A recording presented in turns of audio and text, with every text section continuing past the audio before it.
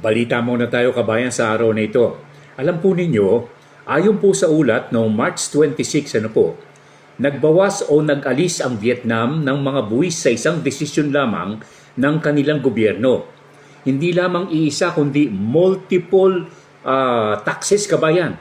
Environmental, VAT, excise tax kabayan, import taxes at napakaraming iba pa para lamang makatulong sa kanilang mga kababayan.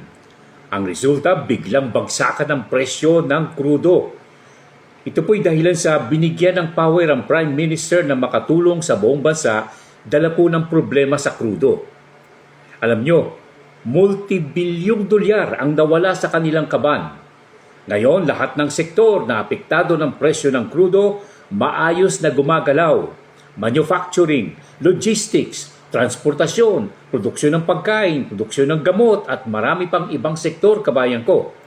Ngayon, masaya ang mga Vietnamese sa ginawang ito ng gobyerno ng Vietnam.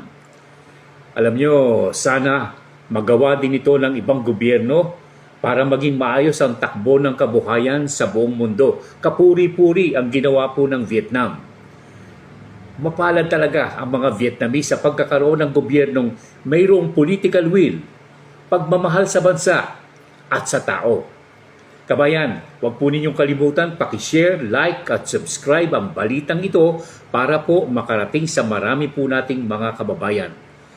Pagpalain nawa ng ating Panginoong Diyos ang mga Vietnamese kabayan, kasama na rin ang bansang Pilipinas. Maraming salamat kabayan.